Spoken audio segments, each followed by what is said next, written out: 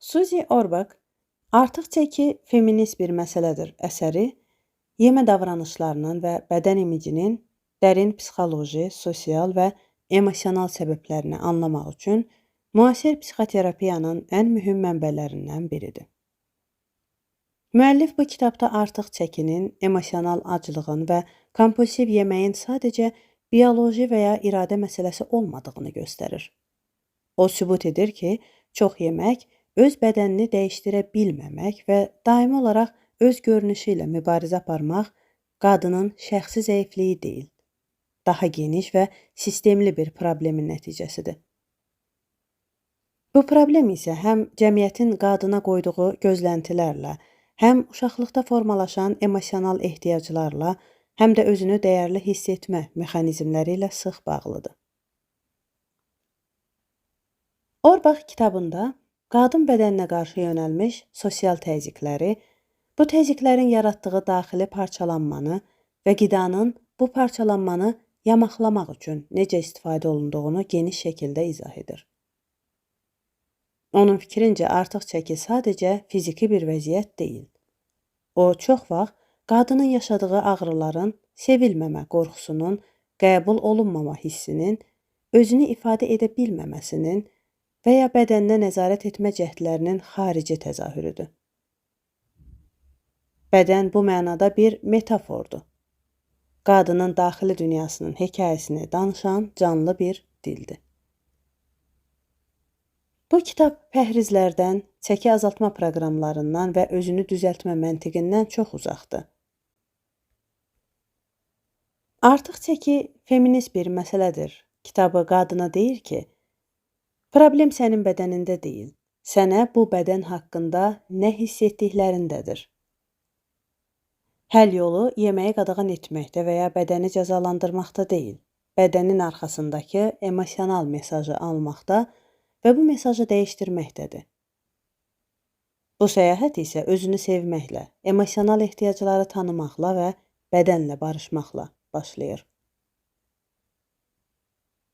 Suzy Orbach kitabının əsas tezislərindən biri budur. Çox qadın öz bədəni ilə müharibə vəziyyətində yaşayır. Bu müharibə açıq şəkildə güzgü qarşısında başlayır. Amma onun kökləri çox daha dərindir. Qadın öz bədəninə qarşı nifrət və utanc hissi ilə böyüyür. Çünki ona uşaqlıqdan bəri bədəninin necə görünməli olduğu haqqında saysız-hesabsız mesajlar verilir. Reklamlar, moda jurnalları, sosial gözləntilər və ailə içi tənqidlər ona deyir ki, yalnız incə və müəyyən standartlara uyğun bədən dəyərlidir. Nəticədə qadın öz bədəninə qarşı döyüşə başlayır.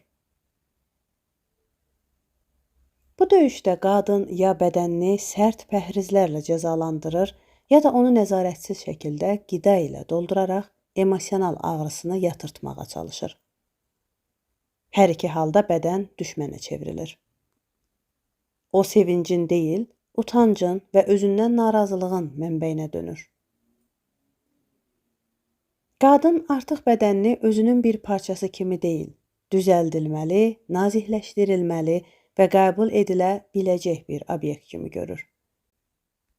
Bu münasibət bədəni sevməyi, ona qulaq asmağı və onunla harmoniya içində yaşamağı mümkünsüz edir. Orbach qeyd edir ki, bu müharibə təkcə fərdi məsələ deyil, bu ictimai və mədəni bir hadisədir. Cəmiyyət qadına kiçik ol, az yer tut, diqqət çəkmə, sakit ol mesaj verir. Qadının bədəni üzərində qurulan nəzarət bu mesajların bir hissəsidir. Bədənin kiçildilməsi qadının rolunun və varlığının da kiçildilməsi deməkdir.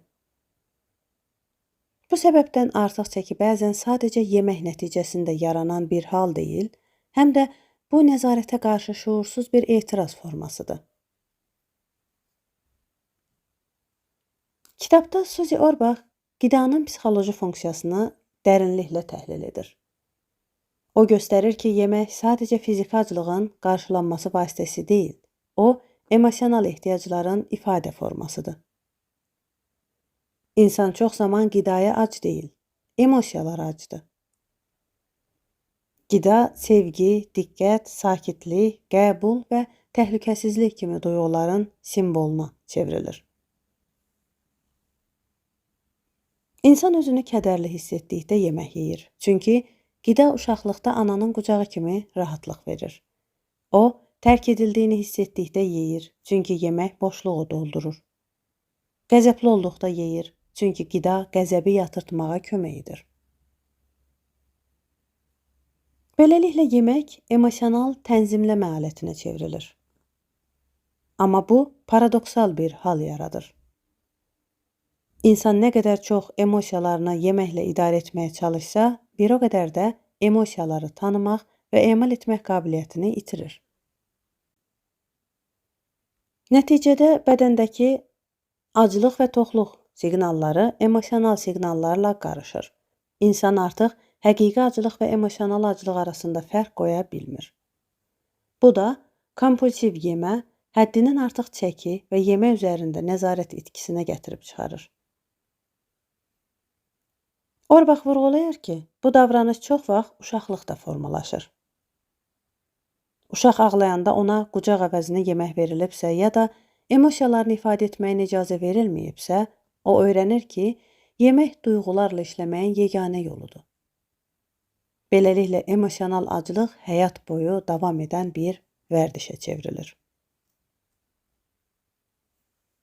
Suzy Orbaq, Artıq çəki feminist bir məsələdir kitabında artıq çəkini təkcə fiziki nəticə kimi yox, həm də psixoloji simvol kimi şərh edir. Onun fikrincə, bəzən bədən sadəcə artıq qida qəbulunun deyil, həm də daxili ehtiyacların cavabıdır. Qadın özünü qorunmasız hiss etdikdə bədəni böyüyür, çünki bu böyüklük onu qoruyur. Artıq çəki bəzən görünməz qalmaq, yaxınlıqdan uzaq durmaq və ya diqqət çəkməmək üçün bir vasitə olur. Digər hallarda isə əksinə, özünü daha mövcud və real hiss etmək üçün bədən böyüyür. Bu, psixoloji zirə konsepsiyası yemə davranışının dərin motivlərini açır. İnsan bədəni böyüdükcə özünü daha təhlükəsiz hiss edir, çünki o, sanki fiziki divarın arxasına çəkilir. Bəzi qadınlar üçün artıq çəki onları cinsi münasibətdən qoruyur, çünki onlar keçmişdə bu sahədə travma yaşayıblar.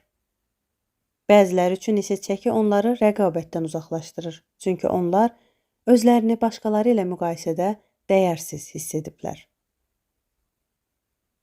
Hər iki halda da artıq çəki sadəcə yeməyin nəticəsi deyil, o, dərin emosional ehtiyacın bədən üzərində təcəssümüdür. Kitabda artıq çəki və emosional yemənin köklərinin çox vaxt uşaqlıq dövrünə qədər uzandığı izah olunur. Uşaqlıqda valideyn münasibətləri də mühüm rol oynayır. Əgər bədənlə bağlı mesajlar mənfi olubsa, qadın bədəninə qarşı utancla böyüyür. Əgər valideynlər onu daim başqaları ilə müqayisə edibsə və ya bədəni üzərindən tənqid edibsə, qadın bədənini öz dəyərinin göstəricisinə çevirir. Bu isə yemə davranışına təsir edir. Qadın ya bu dəyəri sübut etmək üçün bədənini daim düzəltməyə çalışır, ya da əksinə, bu təzyiqə qarşı çıxmaq üçün bədənini idarə olunmaz vəziyyətə salır. Hər iki halda artıq çəki təkcə bioloji hal deyil, o, keçmiş təcrübələrin bədənə yazılmış izidir. Artıq çəki feminist bir məsələdir əsərində Suzy Orbaq qadının yemə davranışına təsir edən ən güclü amillərdən birinin də cəmiyyətin bədənlə bağlı diktəsi olduğunu vurğulayır. Qadınlara uşaqlıqdan bəri öyrədilir ki, onların dəyəri görünüşləri ilə ölçülür. Reklamlar və media daim eyni mesajı təkrarlayır. İncə bədən uğurun, sevginin və xoşbəxtliyin açarıdır. Bu mesaj o qədər güclüdür ki, qadın öz bədənini deyil, başqalarının gözləntilərini mərkəzə qoyur. Cəmiyyət qadının bədəninə sadəcə bir bioloji varlıq kimi baxmır. Onu idarə olunmalı, düzəldilməli və normaya salınmalı bir obyekt kimi görür. Qadın bədəni istehlak mədəniyyətinin bir parçasına çevrilir. Onunla manipulyasiya edilir, satılır, bazar dəyəri müəyyən edilir. Bu proses qadının öz bədəni ilə əlaqəsini pozur. O, artıq bədənini özünün bir hissəsi kimi deyil, xarici baxışa cavab verən bir layihə kimi görür. Bu, yemə davranışını da zədələyir. Qadın bədənini idarə etmək üçün pəhrizlərə başlayır. Özünü məhrum edir, lakin bu nəzarət mübarizəsi bəzən tam əks nəticə verir. Kompulsiv yemə və çəki artımı yaranır. Orbach qeyd edir ki, bu paradoks təsadüfi deyil. Cəmiyyət qadını daim bədən üzərində mübarizədə saxlayırsa, qadın enerjisini və diqqətini başqa sahələrə yönəldə bilmir. O, öz potensialını tam şəkildə ifadə etməkdə çətinlik çəkir, çünki daim öz görünüşü ilə məşğuldur. Artıq çəki bu baxımdan həm fərdi məsələ, həm də siyasi bir məsələyə çevrilir. Qadın bədənini kiçiltmək üçün mübarizə apardıqca, onun cəmiyyətdəki səsi də kiçilir. Kitabda emosional yemənin ən dərin səbəblərindən birini sevgi acılığı adlandırır müəllif.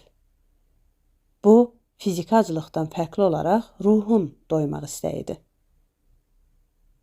Qadın bəzən qidaya deyil, diqqətə, qayğıya və qəbul edilməyə aclıq hiss edir. Amma bu ehtiyac qarşılanmadıqda bəzən bu aclığı qida vasitəsilə kompensasiya etməyə çalışır. Qida sevgini simvolizə edir və onu əvəz edir. Yemək yeyildikcə yaranan rahatlıq hissi uşaqlıqda alınmayan sevgi və yaxınlığın bədəndəki əksi olur. Bu proses çox vaxt şuursuz şəkildə baş verir. Qadın nə üçün çox yediyini izah edə bilmir. O sadəcə bilir ki, yemək yeyəndə özünü daha təhlükəsiz, daha sakit və daha bütün hiss edir. Amma bu rahatlıq qısa müddətli olur. Ardınca günahkarlıq, utanc və nəzarət itkisi gəlir. Bu hisslər yeni emosional ağrılar yaradır və qadın yenidən qidaya üz tutur. Beləcə, aclıq, yemək, rahatlıq, günah, yenidən yemək dövrü yaranır. Orbach sevgi acılığının çox vaxt təkcə şəxsi münasibətlərdən deyil, daha geniş mənada özünü sevməməkdən qaynaqlandığını vurğulayır. Qadın öz dəyərini xarici təsdiqlərlə ölçməyə öyrəşibsə, sevgi ehtiyacını başqalarının davranışlarına bağlayır. Bu ehtiyac qarşılanmadıqda isə onu qida ilə doldurmağa çalışır. Problemin kökündə duran məsələ əslində qida ilə deyil, qadının öz dəyərini necə hiss etdiyi ilə bağlıdır. Əsərin mühüm hissələrindən biri qadının bədəni ilə yenidən əlaqə qurmağı öyrənməsidir. Orbach deyir ki, çox yemə və emosional aclıq problemini həll etmək üçün əsas addım bədəni düşmən kimi deyil, müttəfiq kimi görməkdir. Bədən daima danışır, lakin qadın bu səsləri eşitməyi unudub. Aclıq və toxluq siqnalları emosional reaksiyalarla qarışıb, nəticədə qadın bədəni ilə dialoqu itirib. Yenidən sağlam münasibət qurmaq üçün qadın bu siqnalları ayırd etməyi öyrənməlidir. Bu sadəcə fiziki siqnalların deyil, emosional siqnalların da tanınması deməkdir. Qadın yemək istəyini hiss etdikdə özündən soruşmalıdır. Bu, bədənimin aclığıdır yoxsa ruhumun?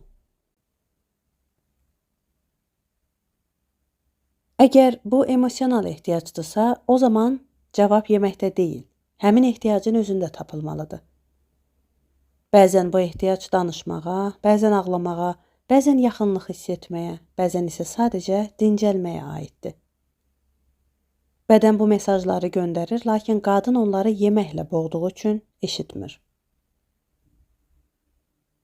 Orbach burada pəhrizlərin zərərində xüsusi vurğulayır.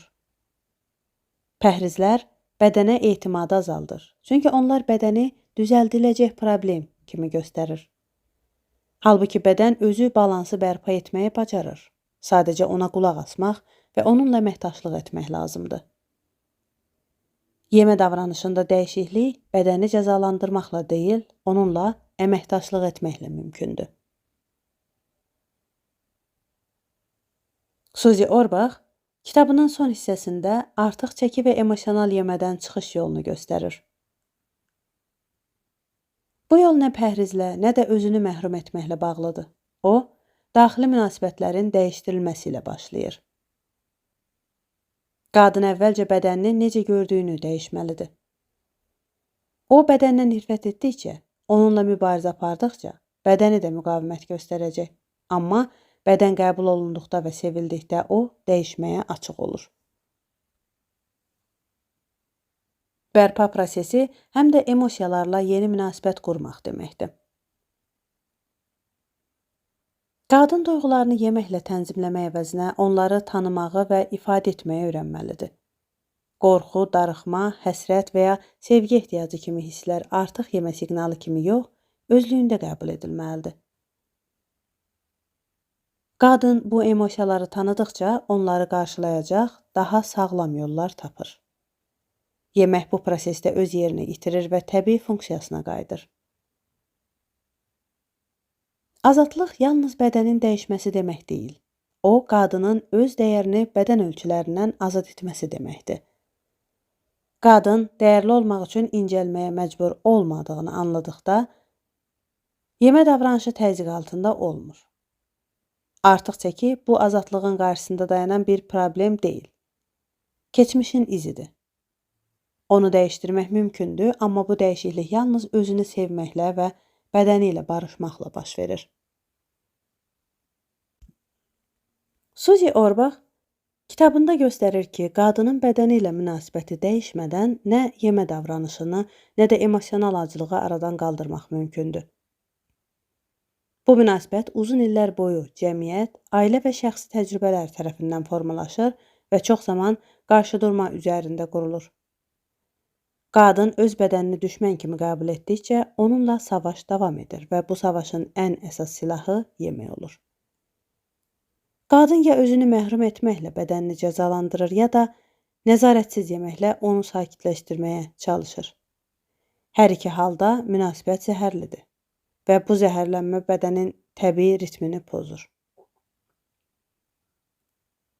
Yeni münasibətin qurulması bədəni obyekt kimi deyil, subyekt kimi qəbul etməklə başlayır. Bədən yalnız görünüş və ya çəki deyil, həyatın bütün təcrübələrini yaşayan canlı bir varlıqdır. O, keçmiş travmaları, sevgi acılığını, qorxuları və istəkləri özündə saxlayır. Qadın bədəni ilə barışdıqda artıq onu dəyişdirməyə çalışmaq yerinə onu dinləməyə başlayır. Bədənə qarşı anlayış və hörmət bərpa olunduqda yemə davranışı da öz-özünə tənzimlənməyə başlayır.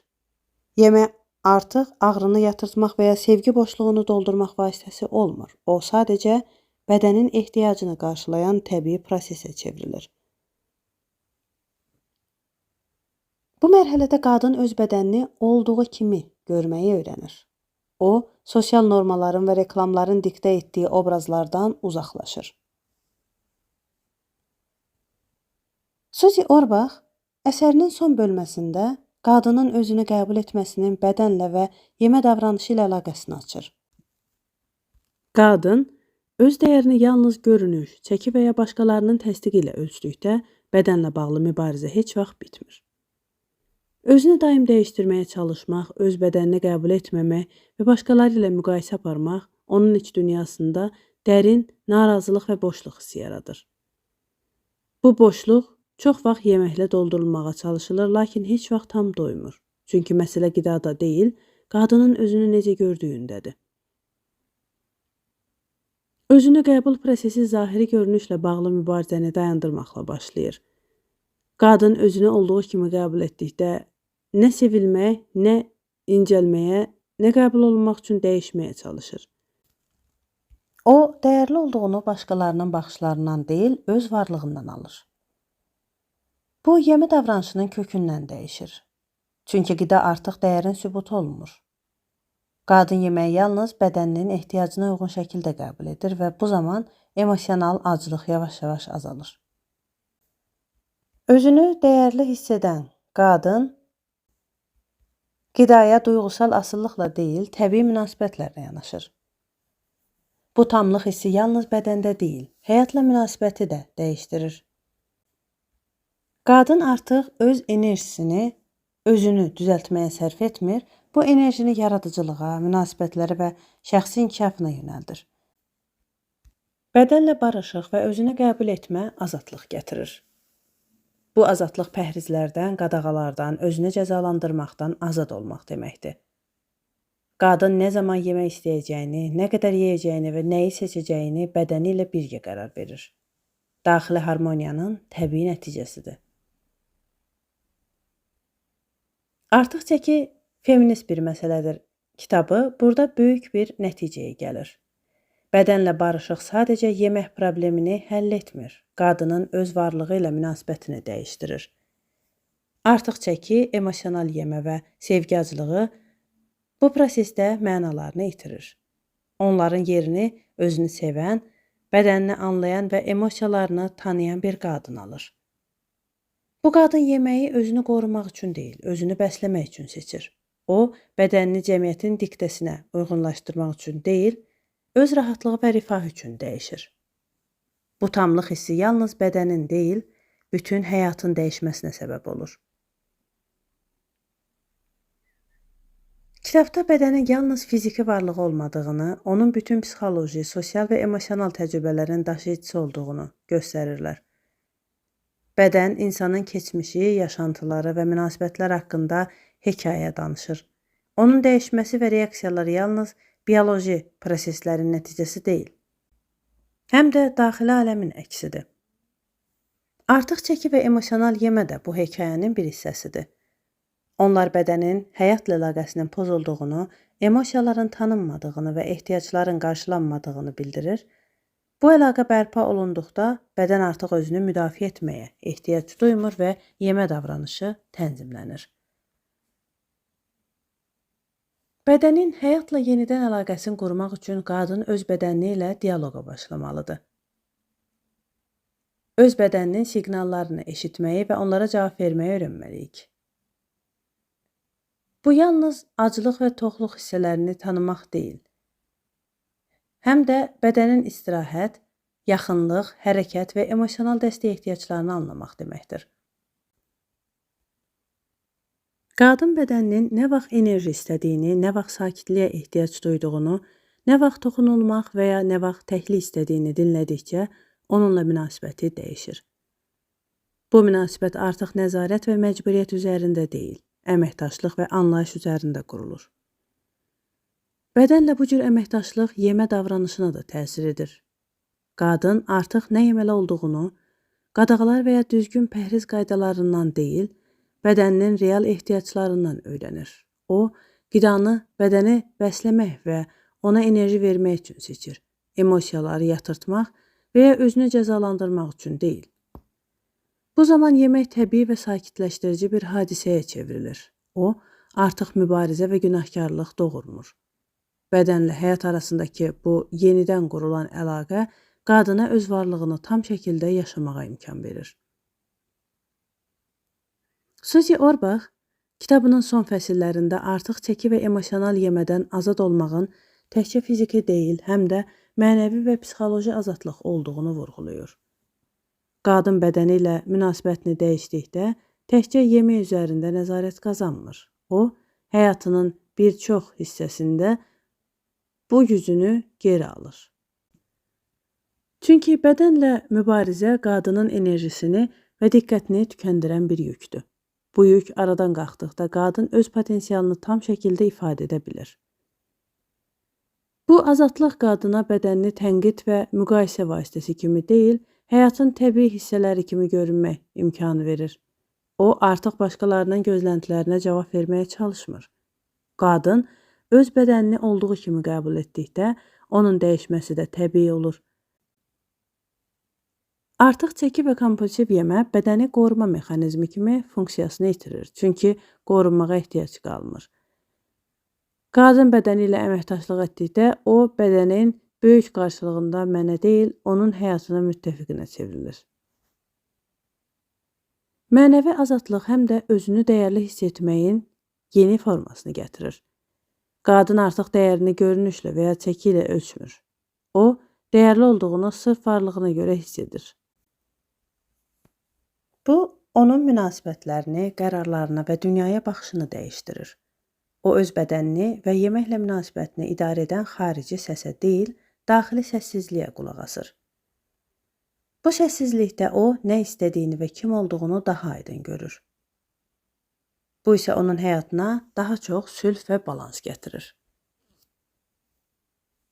Susi Orbach əsərinin ən önəmli cəhətlərindən biri onun fərdi psixoloji məsələni daha geniş, sosial və siyasi kontekstə yerləşdirməsidir. Artıq çəki, emosional yemə və bədən imici yalnız fərdin şəxsi problemi deyil.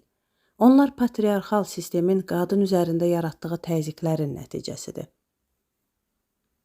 Cəmiyyət qadının bədənini daim idarə etmək və dəyişdirmək lazım olan bir obyekt kimi təqdim etdikcə, qadın öz bədəni ilə qarşıdurmada qalır. Bu qarşıdurma onun həyatını məhdudlaşdırır və diqqətini daha geniş hədəflərdən yayındırır.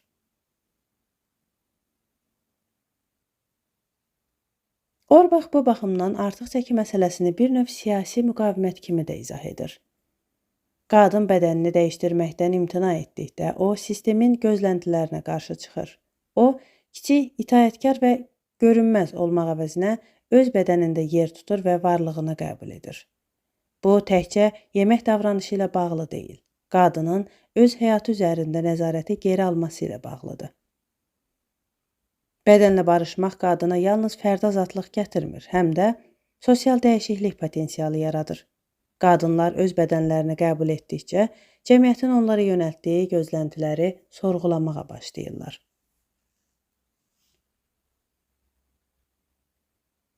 Susi Orbach, Artıq çəki feminist bir məsələdir kitabı, qadın bədəni, emosional yemə və artıq çəki haqqında köklü düşüncə dəyişiklikləri yaradır.